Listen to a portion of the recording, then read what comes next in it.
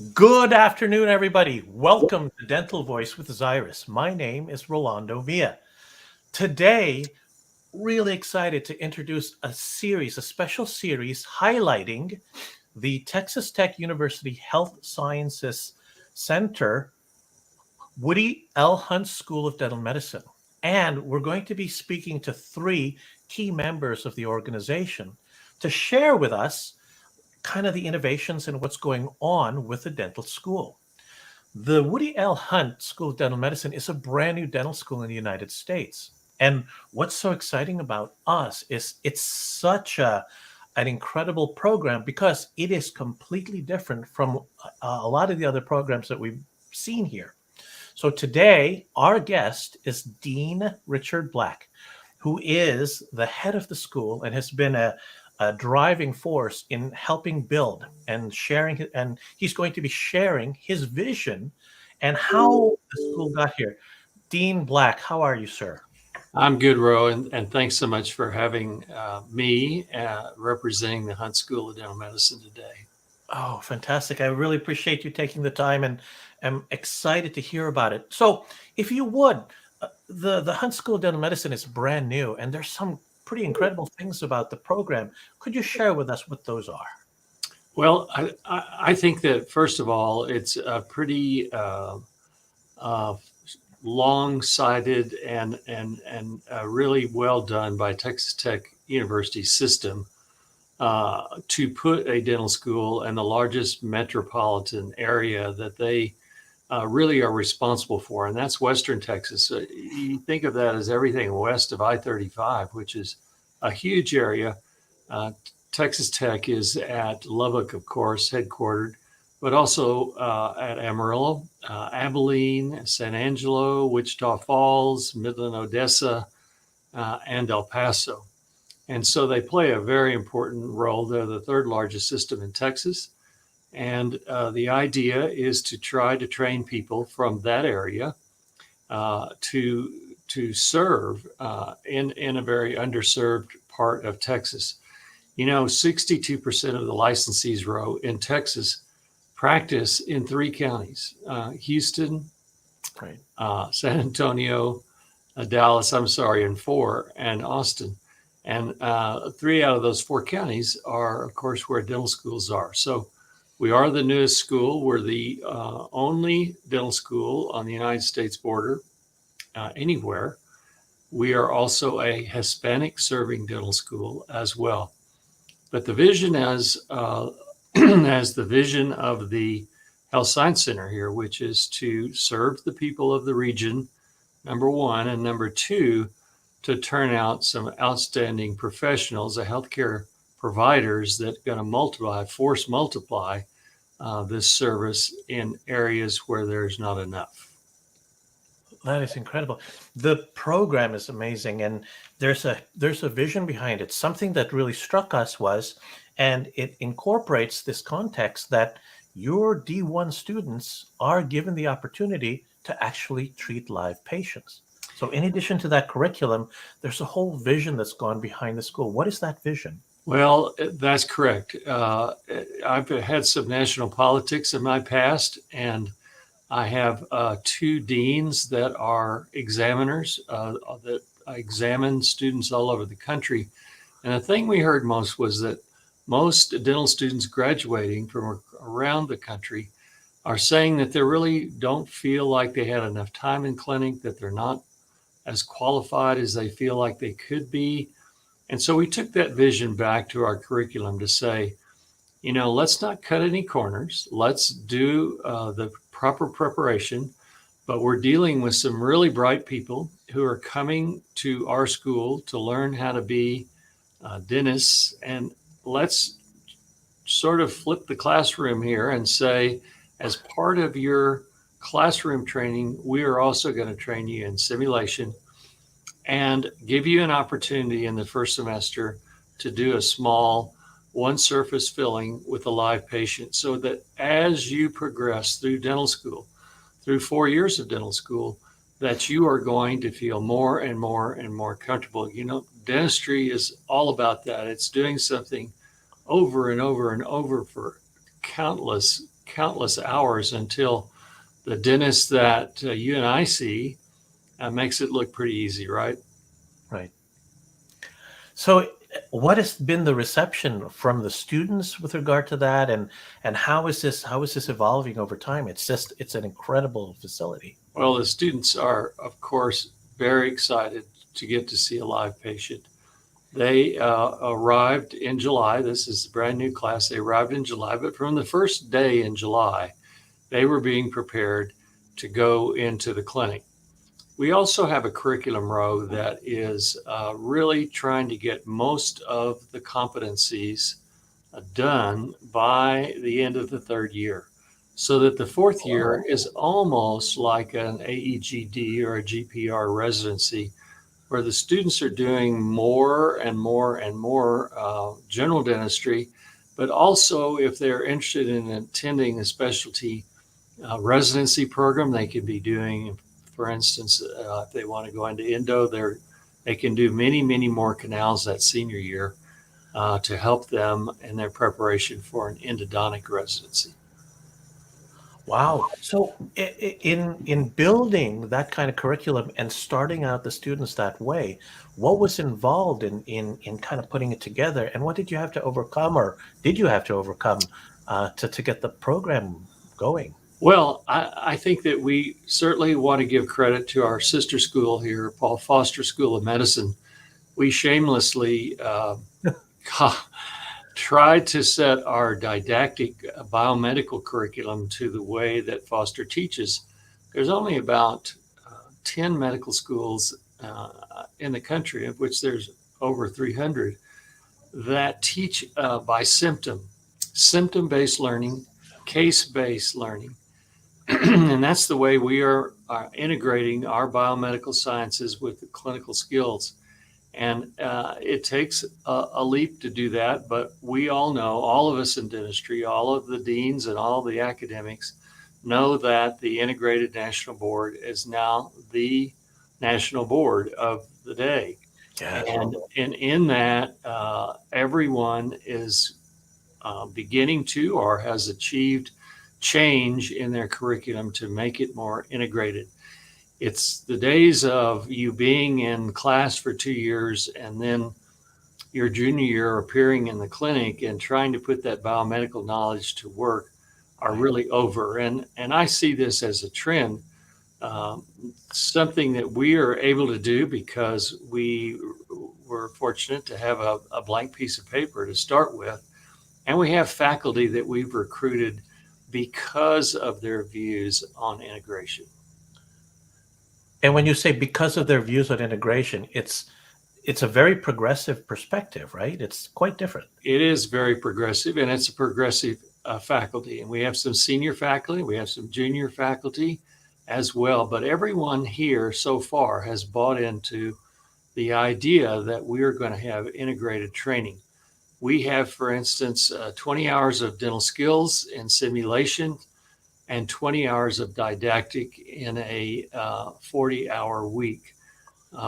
As many of the people who may be watching this know, or those that don't know, dental school is a very dense curriculum. It's an 8 to 5 job Monday through Friday, and many times on Saturday are the students practicing. Wow. So when looking at the vision of the school, it's a brand new school, and you're kind of laying out, you're getting to create something incredible. What do you see? How do you see this evolving from here, and where do you see it going? Well, I think that because other schools, and there are many, many, many fine dental schools, as they progress towards preparing students for the integrated exam, they are in the business right now of making the necessary changes to their curriculum. We're the newest school in North America, but by next month, we won't be the newest school. And I think new schools have the advantage because the faculty is, very nimble. We're small right now. We're a general dentistry school. and we're not ready. We don't have the facilities to have a lot of specialties right now. So we're able to be pretty nimble. And as we recruit people, we're able to recruit people who want to be a part of this excitement. And when you say want to be a part of this excitement, what are some of the things you've had to overcome with regard to maybe the mindset or with regard to, creating this? What are some of the things that people need to be mindful of or aware of? Well, I think, for instance, most of our young faculty in biomedical sciences has been teaching at the university level, at the college level. And so it's a very different way, most likely traditional, 50-minute lecture. Here are the areas that I want you to study. And they're not necessarily entirely used to working with a clinician. Mm. Uh, and having the kind of teaching technique that we have here at Hunt, which is a flipped classroom, which is providing the material, say on Thursday or Friday, for the lecture on Monday, and taking on a case-based approach to bio medicine and a symptom-based approach. The patient row doesn't come in and tell you I've got an anteriorly displaced disc and my jaw won't close properly, or I have a large click and I went to the ear doctor and the doctor said, go see the dentist. They don't say that. They come in and say, my ear hurts, my jaw hurts, sometimes my jaw locks, and I think maybe, my teeth are worn down a little bit. And so you take that particular symptom and you work all of the aspects of that, which is the anatomy, the neurology, the cell biology, the pathology, and onto the pharmacology and what you would do to solve that particular problem, whether you then in the sim lab or in the clinic, you make a night guard for a patient like that. That's an idea, an example of the way we're doing it. We have some beautiful integrated lectures on cardiology, on local anesthesia that I think are really very, very good. And I am really proud of this curriculum, and I'm proud of the faculty that's teaching it. Oh, that's so cool. So it sounds like it's a not that the other programs are not as diverse, but it's you're actually expanding the learning beyond just the aspects of dentistry and kind of connecting everything. Is that what I'm hearing? That's what we're trying to do exactly, Ro. And I need to add as well, we require Spanish, medical, Right. dental, professional Spanish in order to graduate. We are also very interested in public health. In fact, we're including now, after a certain amount of time has gone by to kind of get us on our feet and get the doors open, we're going to be offering a master's of public health while you're in dental school. We are also offering a certificate in dental public health, which is something we're issuing that gives you 12 to 14 credits towards a master's in public health. So, I would say probably the integration of our curriculum, early to clinic, dental Spanish, professional dental Spanish, and the certificate in public health are important things for people to know about Hunt.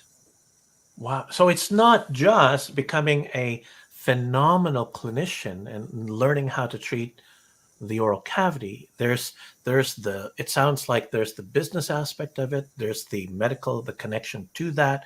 There's just a whole dimensional part around that for students who are considering other dental schools or just looking around. Um, would you say that that's really the key differentiator between what you're doing and the other curriculums and programs? Well, Ro, my favorite day is when we have interviews and students come to the campus.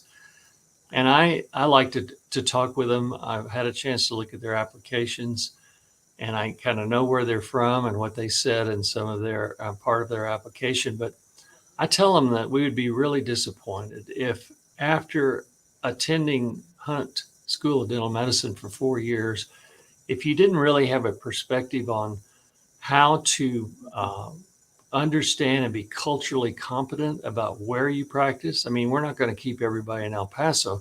We have some very bright students from Houston, Austin, Dallas, as well as rural East Texas. But we would be disappointed if you didn't leave here with an idea that you need to understand your community, you need to serve in your community, and that you understand that there will always be a population of people that are underserved and are going to need your help as part of your practice.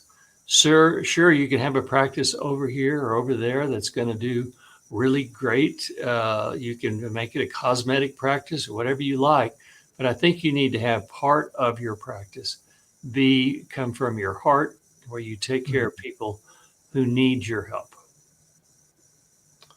Wow. So has this kind of been kind of a vision or a dream that you've had? How did this come along? And how it's amazing that you're able to implement and execute. You've got a brand new school with a very, very groundbreaking curriculum and all that. How did that come along?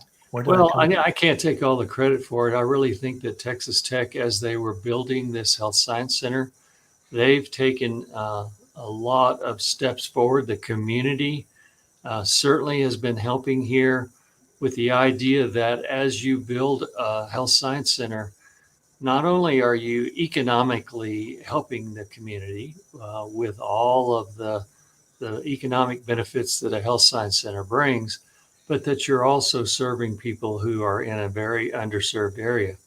Um, Texas, as large as it is and as Yeah. wealthy as it is in certain places, is still underserved as the number of dentists. Eastern Texas, far East Texas, is just as underserved as far West Texas, and we we certainly want to be able to address those needs. We have some zip codes in El Paso, Texas, that are some of the most modest zip codes in the country, and we want to make sure that we have some folks that are being able to be served who wouldn't normally. I mean, it's a great gift to this region. This region is so misunderstood. It's Yeah. an area of almost 2 million people. We have a city not a mile from my office that's 1.5 million people, the largest city in northern Mexico. We have an area of eastern Arizona and southern New Mexico that is very underserved, and then we have areas out west here that need help. We have lots of small towns and small cities in western Texas that don't have a dentist at all.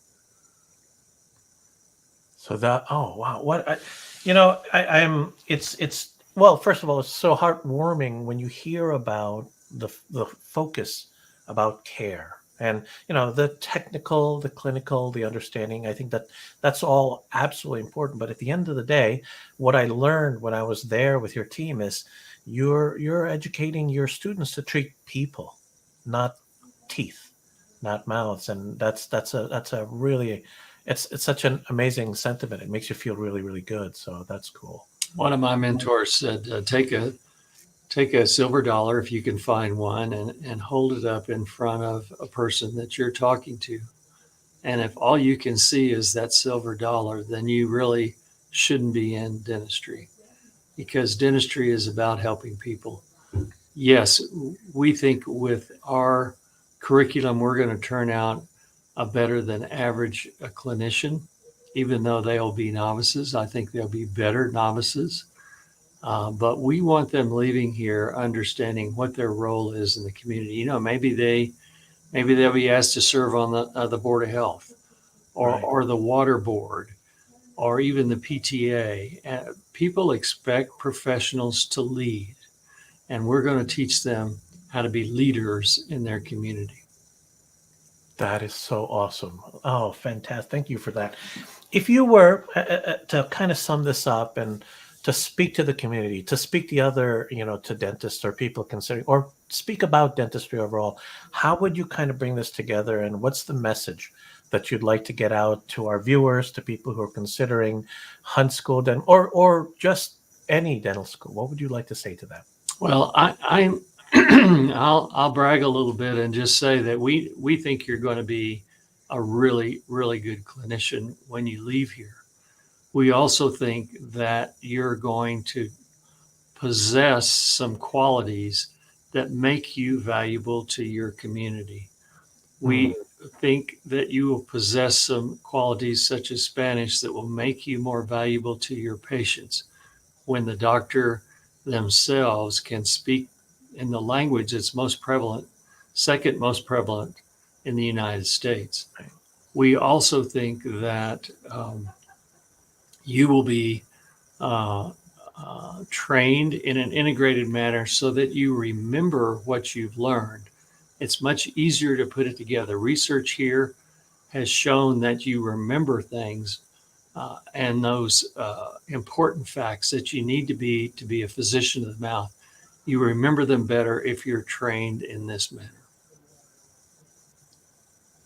That is cool. That is cool. Well, if people wanted, before we do that, our over the next couple of series here, we're also going to be talking to Dr. Fadi Fadul, who is your head, your clinical head, your associate dean, and then one of your team members, Will Hennard, regarding structure and process. So really excited to hear about that.